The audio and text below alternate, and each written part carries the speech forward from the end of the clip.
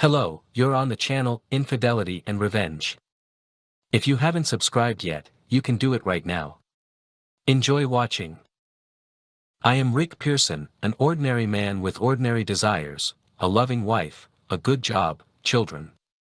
My lovely wife Hannah had similar interests, at least I thought so. My story is about how I found out that my wife and I didn't have as many common interests as I thought. It started one evening when I came home from work. My wife Hannah was sitting on the couch in the living room watching TV. She turned it off when I walked in. I sniffed around and didn't smell any food. "What's the matter? Do you want to go out tonight? Did you ask Alice? Alice is at your mom's right now. I wanted to talk to you without interrupting." There was a lustful note in her voice, and I thought I was about to get lucky. Hannah continued, "I know I shouldn't talk about role-playing, but I just want you to know how much I enjoy it. I want us to take what we do on Wednesdays into our bedroom on a regular basis. What do you say, cowboy?" She pulled up her skirt to show off her charms in all their naked glory. I didn't know what to say except, "What's with the role-playing?" "Oh, I know you want to pretend you're keeping it a secret to heighten the excitement, but you've spoiled me. I want more than once a week for our special lovemaking. I'm overcome with a feeling of intense fear. Hannah, I don't know anything about Wednesday night role-playing. Please explain to me what you're talking about." Hannah was beginning to look shocked, too. "You know, Wednesdays at the Hampton Inn and Suites. Doesn't that mean anything to you?" I shook my head negatively. "Oh, my God. You emailed me about 6 weeks ago that you'd found a way to revitalize our intimate life. I should go to room 211 at the Hampton Hotel. I had to undress, put on the mask lying on the night table, and lie naked on the bed. I didn't move even when you came in and tied me to the bed. After you made love to me, you would untie me and leave. I wasn't supposed to take off my mask until you left. We were supposed to pretend we were having an affair and keep secrets from each other. It was supposed to make intimacy so much more enjoyable for us. You said we couldn't talk about it for a week. I couldn't believe how wonderful it was. We were making love in a very different way than we had before. Like I said, your penis seemed bigger than usual. I figured it had to do with the special thrill we felt imagining another lover." "Oh, Rick, please tell me it was you." Tears came to her eyes. "I'm sorry, Hannah. I've never been to the Hampton with you or anyone else." "Are you telling me I've slept with someone other than my husband 6 times?" She ran to the bathroom and threw up.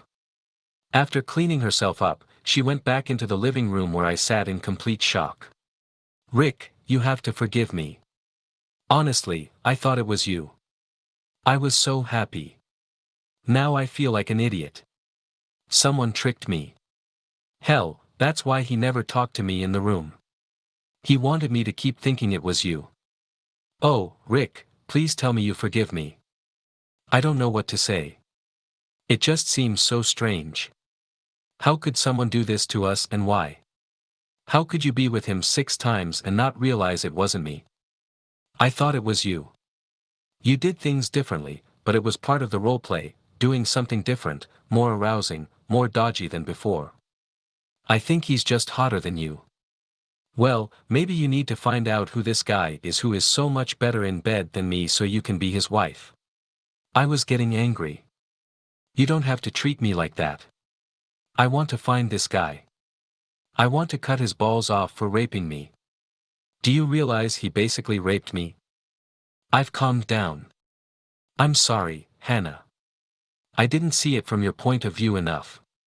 Let's try to look at it logically, if we can. Who would want to do something like this for us? It would have to be someone who really hates me, you, or both of us. Or it could be someone who is secretly in love with you and has figured out a way to make love to you without convincing you to cheat on your husband." Hannah's whole body trembled. I get goosebumps at the thought that there's a man somewhere who thinks about sleeping with me every night. "You mean besides me, of course." My attempt to lighten the mood turned into a major disaster. "Asshole, you weren't raped." "I'm sorry, okay, where did the letter come from?" Too bad I don't save emails. I mean whoever sent them, told me to delete the messages. They were emailed from your office. So it must be someone who has access to my computer. I usually leave it on when I leave my desk for only a short time. Trouble is, that gives us dozens of opportunities. Does he keep emailing you? Yes. He usually confirms our meeting before each time, hinting at what I can expect. He said he wanted the anticipation to get me excited in advance. I had to delete that email, and not respond. Now I understand why. Really? Are you getting excited? Yeah, but remember, I thought I was having intercourse with you. Damn it, Rick. In my mind, I wasn't enjoying making love to another man. I enjoyed making love to you. Has he emailed about the upcoming meeting on Wednesday? No, not yet. I'll email him. I guess you don't have to email him back. He gave me a phone number to leave a message if I ever had to cancel. I had to leave a message on it once. Okay. Don't do anything for now. Let me know when he texts again. There was no intimacy in the Pearson house that night or the next. I didn't dare dip my wick where someone else had just been. Hannah said she was afraid she would start imagining the intercourse she'd had with the other guy, and then she'd think she was cheating on me and it would ruin the moment. We both agreed that we needed to get tested for venereal disease. On Monday, Hannah received an email from a mysterious lover. She showed me the text when I got home from work. He confirmed that this Wednesday was a good one for him. He was going to convince her to finally try something not quite ordinary. Hannah admitted to me that she had considered the possibility of unconventional sex as part of a new role-playing activity. Until recently, she had considered it too big a step. I told her to call him and leave a message that he could have what he wanted. I wanted to make sure he showed up. Tuesday afternoon I went to the Hampton and talked to the desk clerk. I asked if he would be on duty the next day. He confirmed that he would. I asked him what it would take to enter the room my wife was coming to tomorrow. He was not surprised, as it was obvious to him that the woman and man who used the same room each week were not married. He replied, $200. Wednesday came and we were ready to catch this man. Hannah entered the room and did the usual. A few minutes later I saw a man enter the room. It was Justin Barker, the psycho from our office. He molested every woman in the office, married or not. Of course, he was married and had 2 children. Betraying his family apparently wasn't considered an obstacle to him. He looked at the picture of my wife on my desk and mentioned several times how lucky I was to have such a sexy wife. I always wanted to spray him with antiseptic after every time he appeared in my office. I went to the receptionist to get a copy of their room key. He wouldn't let me take it. Man, I'm afraid I'm gonna lose my job. The boss pounced on all the porters not to let anyone in except the one who was paying. Afternoon pleasures is a big part of our business. Sorry, kid. I was out of my mind with anger. I thought about what might be going on in the room. It was assumed that Hannah would be on her usual behavior and I would barge in before anything could happen. I became frantic. If you don't give me the key, I'll kick the door down and call the police. Do you think your boss wants to deal with that? I had the key, but it was a few minutes after I was supposed to enter the room. When I walked in, the process was in full swing. Justin stopped. Hannah hadn't seen me yet and begged him to continue as she was on the verge of orgasm. I grabbed Justin by the hair and pulled him away. Hannah seemed disappointed until I untied her and removed the mask. Then she started crying. I told her to get dressed. Justin sat down in one of the chairs. Surprisingly, he looked completely relaxed sitting there with his rapidly deflating penis. Well, at least I had time to pat her beautiful ass. I approached him with fire in my eyes. He just pointed to the corner. There was a camera mounted on a tripod. Rick, you don't want to hurt me. I have videotapes of all the sessions your wife and I have had. Do you really want me to publish them? I think I can get a pretty penny for them from some porn sites. Of course, I could send them to friends and family for free. Or we could just leave it at that. I take her once a week, you take her every other day. You son of a bitch. Give me the video, and you'll never see my wife again. Or what? Or I'll. Can't think of anything that doesn't humiliate you or brand your wife a whore, can you? I'll kill you. Justin was already laughing. You'd leave your wife and daughter without a husband and father, without a livelihood. Yes, of course. Well, I'm a little tired of her now that I've had all her charms. Here's what I'm gonna do. I'm never gonna make contact with her again. Of course, if she wants to call me, then that's another matter. A wide smile appeared on his face. Hannah got dressed, and we left. On the way home, she was silent. She ran into the house, went upstairs and took a long, long shower. I waited downstairs. Once downstairs, she suggested we talk after dinner. Now it was time to pick up Alice. Dinner was quiet except for Alice's story about the day before. She went to bed at 8 o'clock. We walked over to the kitchen table around 8:30 to make sure our daughter was asleep. What are we going to do now? Hannah asked. I'm not quite sure. If there was some way to get video, it would solve a lot of our problems. At the moment I can't see any way other than burglary, but who can we get to do that? If we go to the police, he'll just say you agreed to it. He has videos that will show that you enjoyed it. Even if he's arrested, the videos will be made public. We're screwed. Any ideas? No. I think we've crossed the line. I guess we could try to put it all in the rearview mirror and go on with our lives. Are you okay? No revenge? I'm afraid anything we do will only make things worse. Let's let it go. If we never talk about it again, it will eventually recede. She left and went to bed. As usual lately, I didn't join her. It had been 2 months now. Hannah was pleasant and did all her usual household and childcare duties. We usually didn't talk about anything in the house except for things related to Alice, appointments, or phone messages. Our intimate life was self-sufficient. At the office, I tried to avoid Justin. Whenever he cast a glance at me, he had the smirk of a man who'd given me horns. Just another twist of the knife in my back. God, I wanted to wipe that smirk off with my fist. I never stopped thinking about how to get back at him. And I never gave up on my goal. In the midst of one of my revenge dreams, I got a phone call. It was the doorman at the Hampton. What do you want? Hey, kid. Don't be mad at me. I got some information that might be useful to you. You interested? I have no idea. What could there be that would interest me right now? What about the fact that your wife and that Justin guy are up to their old tricks? I tried to sound nonchalant, even though I was seething inside. I find that hard to believe. She hates him. And why would he go back to the Hampton if he was caught there? I'm not at Hampton anymore. I work at the Red Roof on Aldlin Road now. When I saw them, I asked the porter I was replacing about them. He said they had been coming regularly for about a month now. Every Wednesday at the same time. If proof is needed, I can get it for, say, $500. Screw you both, you and my wife. I hung up. I wanted to cry, but I was too angry.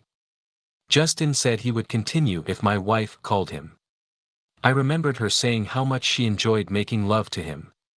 We'd never gone without intimacy for so long before. And Hannah didn't seem to feel left out. Probably because it wasn't happening. The only thing I could do was leave. I grabbed the things I usually took with me on a 3-day business trip. I headed to the nearest motel, and it had a bar. I checked into the Holiday Inn Express and headed to the bar.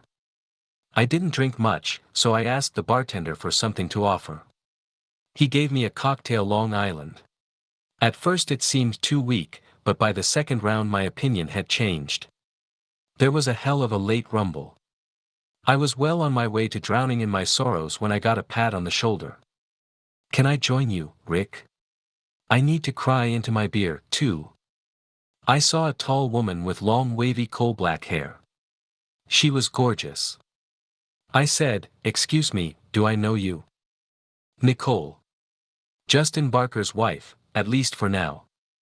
We met at last year's Christmas party." I looked again. How could I have forgotten such a beautiful woman? Had I really just said that out loud? Nicole laughed. "Thank you. I think you meant it as a compliment." "How did you? Why did you? Are you always this eloquent?" "Let me explain. Today I found out about Richie's latest escapade with your wife. I paid the desk clerk who called me $500 for proof. I'm done. He's promised several times to stop being promiscuous, but I don't think that's possible. As for meeting you, it was just a coincidence. I wanted to get out of the house and clear my head. My mother has two of my children. When I saw you and remembered you from the Christmas party, the look on your face seemed to match what I was feeling, so I walked over. If you prefer to be alone. No, no. Please join me. I'm just so surprised. I think we probably have a lot in common. What do you drink? What do you have?" "A cocktail Long Island. God damn it, I love it. I lost my virginity to him. Damn it, order me a double." We spent several hours talking and getting drunk. She was easy to talk to and had a great, bawdy sense of humor. I was very attracted to that. Finally, she said, "Well, it's time for us to get revenge or go to bed ourselves. Which do you prefer? As much as I would like to make love to you, I don't think I can do it well enough to make it worthy of a special woman like you. This is the most pleasant disappointment I've ever experienced. Trust me, it wasn't meant to be an insult, and I definitely hate to miss a chance like this. If we were ever to make love, I would want to be at my best. Even then, I'd worry about whether I was good enough for you. Damn it. I haven't even taken out the trash yet and I feel like I'm falling in love again. I should have known better than to drink doubles. What if we had breakfast together tomorrow? I could call you, or, if you get up." "I have a suggestion," Nicole objected. "What if we sleep together so we know when the other one wakes up?" "You mean sleep together or sleep together?" "Just sleep." I could be persuaded to exchange a little affection. "I really don't want to sleep alone tonight." "Neither do I. Your room or mine?" "I have a suite. I use his credit card. He owes me." I brought some of my things to her room. After finishing our nightly bathroom duties, we got into bed. Despite the fact that we were both naked, cuddling and kissing lightly, we fell asleep after only a few minutes. She woke up first and poked me under the ribs. "Wake up or I'll be forced to react to your morning boner." God, how I wanted to feel her in my arms. But I just kept feeling that it was too early to make the decision to commit adultery, even though our spouses had already done so. Over breakfast at a nearby cafe, we got serious. Talked about our marriages. We both wanted to get rid of our spouses, and we both wanted revenge. The problem seemed to be how we could divorce them without losing as much or more than they did. I really don't want to go back to that house. I'd be happy to just go somewhere with the kids and forget about it. How can you afford it? Isn't he coming for the kids or for you? My family has money. When I called them last night, they said they would put $100,000 into my personal account to allow me and the kids to start divorce proceedings elsewhere. Honestly, I would rather just walk away and let him worry about the divorce. Aren't your kids in school? Won't they miss their father? No, I homeschool them, and he only agreed to have children because it was a condition of marrying me. I had my tubes tied after the second one. I doubt they will miss him much. I'm pretty sure he won't. He doesn't spend much time with them and always whines if they ask him to babysit while I run off somewhere. I've known for quite some time, he probably only married me for my money. I don't really care. I have two wonderful girls from our marriage. My parents have been slow to give me and my brother money, but they have helped us with the deposit on our house and things like that. They don't particularly like Justin. I wasn't thinking about just leaving. Like you, I don't particularly want to go back to my house. Although both our names are on the mortgage. Hannah and Alice were never particularly close. Alice was an oops baby.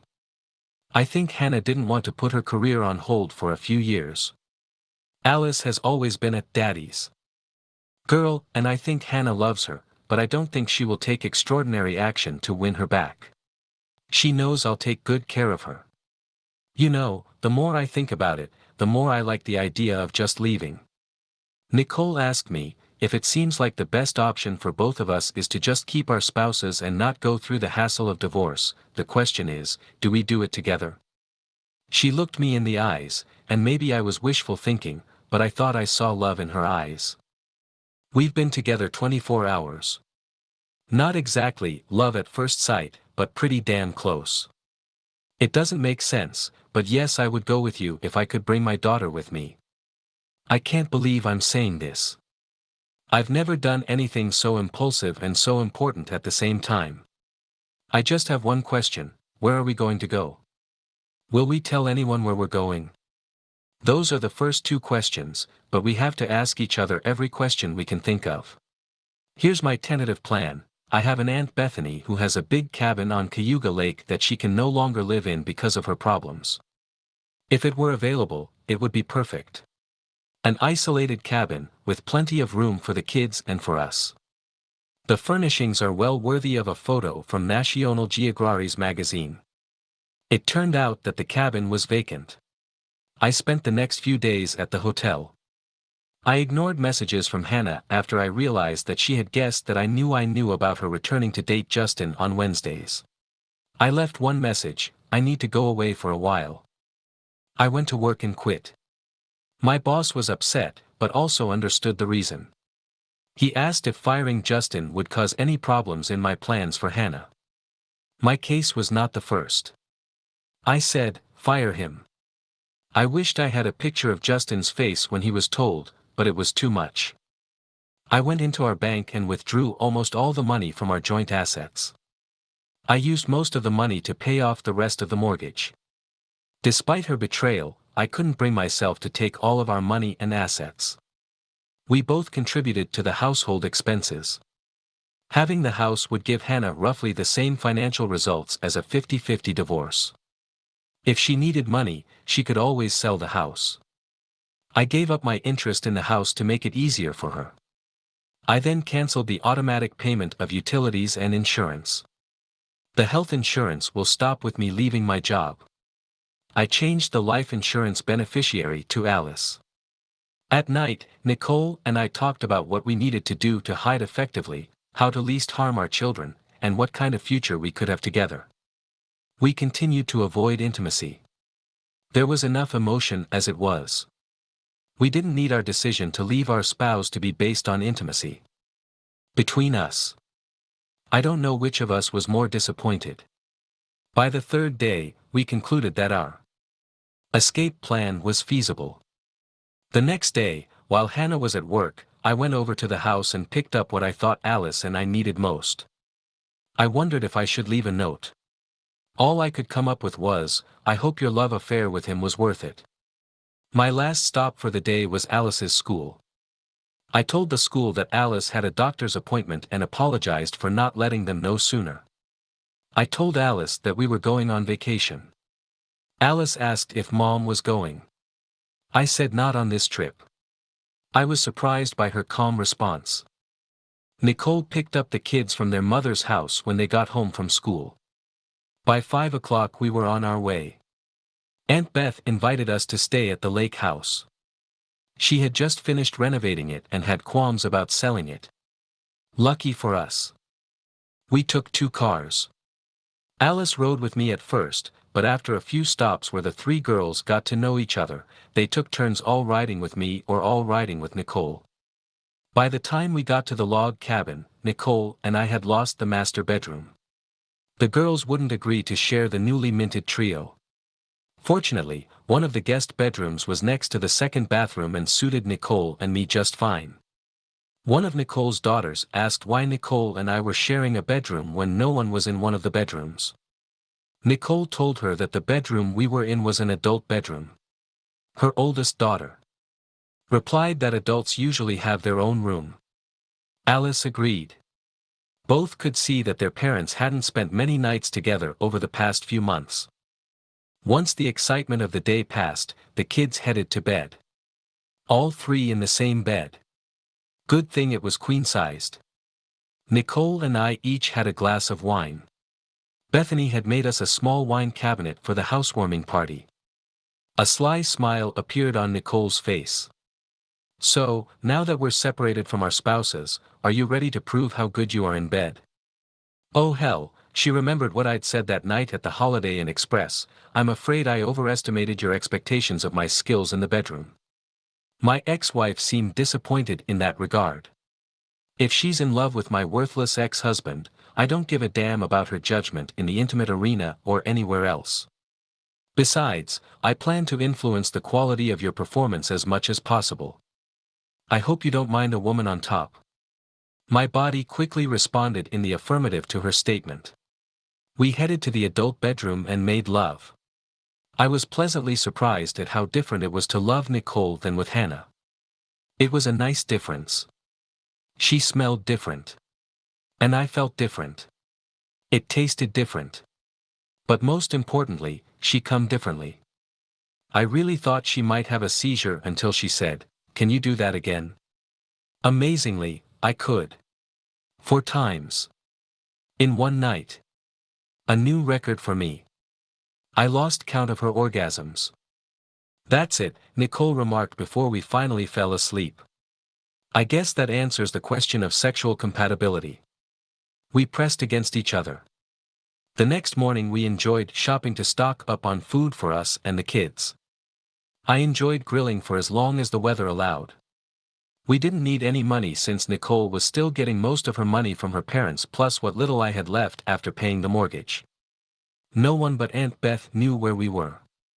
Once she heard our stories, she had no problem wanting to keep our secret even from Nicole's parents.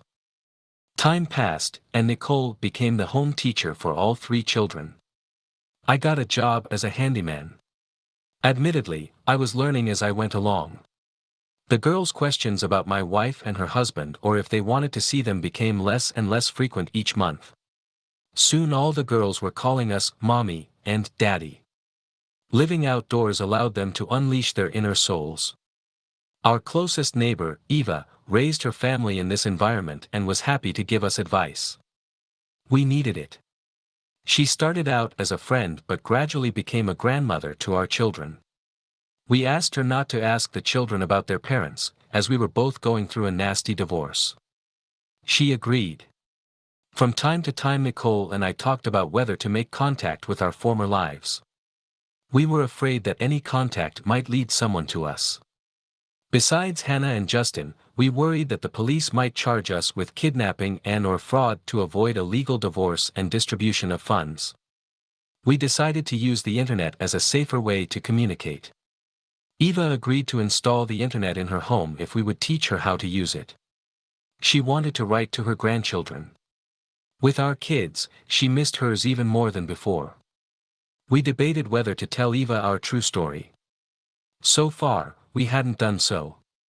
Things were going so well that we were afraid to rock the boat. It took Eva a month to install satellite TV with Wi-Fi. We showed her how to use email and Skype. Seeing her grandchildren live was something special to her.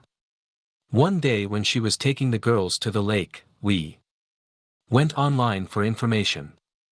We found an ad for my old house for sale. Hannah must have needed the money. A year after we left, Hannah and Justin sent out divorce notices based on being abandoned. Aunt Bethany told Nicole that her parents sent the annual Christmas report for the year. Nicole's mother attached a personal note to Bethany's letter because she knew that her daughter and Beth were close. Beth suspected that Nicole's mother had guessed where Nicole was. The message was a warning to Bethany. Hannah didn't give up on finding Rick. She hired a private detective who visited Nicole's parents. The detective knew about Aunt Bethany. She told her to expect someone to be sniffing around soon. She didn't call because she was afraid her calls might be tapped. Nicole's mother watched a lot of spy movies. Bethany advised Rick and Nicole to hurry up. We didn't have enough money to make a big move unless we were sure we would get more money soon after the move.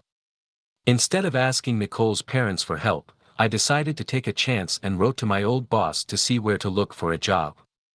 He replied that a private investigator had contacted him. My boss told him that he was pissed that I hadn't warned him and he didn't care where I was. He then asked me if I liked Flagstaff, Arizona. I said I didn't know because I had never been there. He said there was an opening for a branch manager there. He agreed to set up an interview for me and assured me that I would get the job. I asked how he could guarantee that. He said his brother, who had already tried to hire 2 employees at my old office, was hiring. We didn't have enough money to make a big move unless we were sure we would get more money soon after the move. Instead of asking Nicole's parents for help, I decided to take a chance and wrote to my old boss to see where to look for a job. He replied that a private investigator had contacted him. My boss told him that he was pissed that I hadn't warned him and he didn't care where I was. He then asked me if I liked Flagstaff, Arizona. I said I didn't know because I had never been there. He said there was an opening for a branch manager there. He agreed to set up an interview for me and assured me that I would get the job. I asked how he could guarantee that. He said it was his brother looking for employees. On that fateful night, Nicole and I were turning out the lights, about to go to bed, when there was a knock at the door. At that hour, with no neighbors around, I became suspicious. I took my rifle and loaded it. I cautiously peeked through the peephole and saw that it was Hannah. Tons of mixed emotions rushed through my brain. My heart was pounding frantically. My stomach felt queasy. I shouted to Nicole that we had guests. I invited Hannah in just as Nicole entered the room. I assume this is Hannah. I nodded. Hannah immediately perked up. I guess the kids are asleep. I waited until you started turning out the lights. I don't want to disturb them. Yes, they've been asleep for about half an hour. All right. God damn, you're just a hard-to-get bastard. She grinned. Let me put you both at ease from the start. I'm not here to cause trouble. After you left and Justin lost his job, he moved in with me. It didn't take me long to realize that I traded the Mercedes for a Clio. Don't get me wrong. I was attracted to him for the sex, and he was good in bed. But a couple that lives together needs more than intimacy. I gave him a deadline to find a job so he could pay his share of the expenses. He didn't believe me at first, but was convinced when a deputy showed up and told him to get out or be arrested. I heard he got a job in another town. As for my life, I came to my senses with the help of a therapist. Since then, I've been able to support myself emotionally and financially pretty well. Private investigators are expensive. After a year, I filed for divorce. Because by then I knew I had lost you and Alice. As much as I wanted to act differently, I knew I had to move on. By filing a quitclaim deed, I could set the terms of the divorce proceedings. I took what little was left of my stuff. Honestly, I feel like I've moved on. I actually have a man I am dating and have high hopes for. At least I'm sure I won't make the mistake I made with you. If you've moved on from your former life, Hannah, why are you here? Not very polite for small talk, is it? Okay, the reason I'm here is closure. I got really depressed when I had time alone to realize what I'd done. What I had lost. I couldn't live in balance with myself without telling you how sorry I am and that I don't blame you one bit for what you did. I wanted to make sure you didn't think it was your fault. I pray that you don't hate me. I wish I could ask for your forgiveness, but I realize that's asking too much. Anyway, I apologize again. I hope you and Nicole and Alice are happy. Well, that's it. Now I have closure. What about Alice? Were you planning on seeing her? Are you going to get custody? I'm not gonna lie. At first, I was hoping to at least get joint custody. As time went on, I realized that if she was used to her new family, it would do more harm than good for her to see me, much less live with me. As good as she is, I don't think I could handle her on my own without your help. Seeing each other now, we're probably experiencing emotions that will eat us both up for a long time. I want to know how she's doing. Has she ever asked about me or been interested in me? How is she doing in school? None of the girls asked about you or Justin, but we certainly didn't forbid them to. Answered Nicole, we said that you and Justin don't want to be with us anymore, but you want our new family to be happy. So far they haven't said they want to come back. That doesn't mean they don't periodically ask how you're doing. I feel pretty comfortable telling you that they have all adjusted well. Alice and my girls have become an inseparable trio of cute monsters. I homeschool her along with my girls. She tests 2 grades higher than she would be if she were in public school in most subjects. Hannah, I can truly say that I love Alice as much as I love my 2 birth children. There were tears in Hannah's eyes. Thank you. Have you 2 gotten married yet? I replied, no, we weren't sure we were divorced. That's what I thought. Well, I have a wedding gift for you. It's a copy of each of your divorce certificates, suitable for framing. Her attempt at a joke seemed to be all about keeping from crying. Justin and I shared a divorce attorney. Now you can become a legal family if you want. You will notice that both Justin and I have given full custody of our children to the 2 of you. You should be able to apply to adopt each other's children. After pausing to watch Nicole and I cry at the good news, Hannah said, I have to go, and headed for the door. I reached out and took her hand. Through copious tears, Hannah whispered, just let me go. I promise never to bother you again. If you ever need to let me know anything about Alice, you have my cell phone number. I let her go, and she walked away. Nicole went and got a glass of wine each.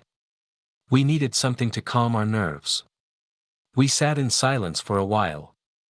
I looked at Nicole and after a few minutes I saw her smile. So, who's proposing to who? Now I was smiling. After due consideration and deep thought, I decided that the first one to climax tonight would be the one to propose. We both ran to the bedroom. Epilogue. Hannah pulled far enough away so she couldn't be seen. She stopped and let out the sobs she was holding inside. Hannah pondered her situation. Her funds had almost run out when the private investigator had claimed success. What little funds she had with her were less than $200. Her plan to meet with Rick had 2 options. First, Hannah could find that Rick was unable to handle Alice without her. Nicole either wouldn't be with him or their relationship had soured. Rick will forgive her. She can come back into Rick and Alice's life and never leave again. Even if they don't get married, it doesn't matter. Her car was loaded with everything she still had, waiting for that option to materialize. The second option was if she found Rick and Alice in good health. Maybe he and Nicole will get married and even have a child of their own. In that case, she'd say she'd only come to end the affair and give them the divorce decrees as a parting gift. The second option was the most difficult, but she had to make provision for it. Her closure plan required her to leave new family and make her way to the biggest city nearby, where she could start her life over without fear of running into them. The zippered bag in the glove compartment held Rick's engagement ring, her wedding bands, and other jewelry she no longer needed. Pawning them would give her money for a new life. Stopping crying, Hannah pulled back onto the road. Phoenix, I'm coming. Hey, maybe this is a sign from God. Maybe I can rise from the ashes, too. Thanks for watching. And don't forget to rate the video and leave your comment.